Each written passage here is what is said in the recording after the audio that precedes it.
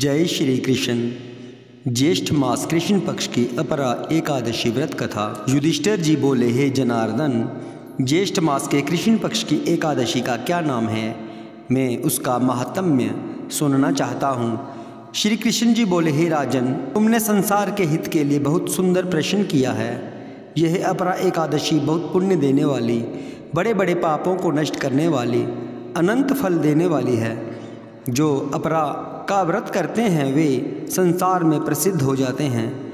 ब्रह्म हत्या, गोत्री की हिंसा और गर्भ हत्या, दूसरे की निंदा, पर स्त्री गमन, ये सब पाप अपरा के व्रत करने से नष्ट हो जाते हैं। झूठी गवाही देने वाले, झूठी प्रशंसा करने वाले, झूठे बोलने वाले, मिथ्या, वेद पाठी ब्राह्मण और ढोंग रचाने वाले ठग, ज्योतिषी, कपटी, वेद्य, ये सब नरकगामी होते हैं। परंतु राजन, अपराध के सेवन करने से ये पाप छूट जाते हैं। जो क्षत्रिय युद्ध से भाग जाता है वह घोर नरक में बढ़ता है। हे राजन, अपरा का सेवन करने से वह निष्पाप होकर स्वर्ग को जाता है।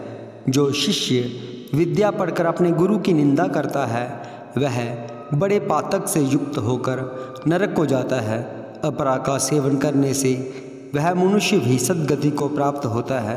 हे राजन, मैं अपरा की महिमा कहता हूँ, उसे सुनो। कार्तिक की पूर्णिमा को तीनों पुष्कर में स्नान करने से, मकर के सूर्य में प्रयाग में स्नान करने से, काशी में शिवरात्रि का व्रत करने से, गया में पिंडदान करने से, सिंह राशि में बृहस्पति में गोमती नदी में स्नान करने से, कुंभ में केदारनाथ के दर्शन से, बद्रीनाथ की यात्रा और उस तीर्थ का सेवन करने से, सूर्य ग्रहण में कुरुक्षेत्र में हाथी, घोड़ा और सुवर्ण का दान करने से और यक्ष में सुवर्ण का दान करने से जो फल मिलता है वही फल मनुष्य को अपरा का सेवन करने से मिलता है। अर्ध प्रसूता गौ, सुवर्ण और पृथ्वी दान करने से जो फल मिलता है वही फल मनुष्य को अपरा का व्रत करने से मिलता है। यह पाप रूपी वृक्ष को काटने के लिए कुल्हाड़ी और पाप रूपी ईंधन को जलाने के लिए अग्नि के समान है।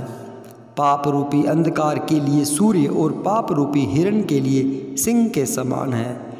हे राजन, पाप से डरे हुए मनुष्य को अपरा एकादशी का उपवास करना चाहिए।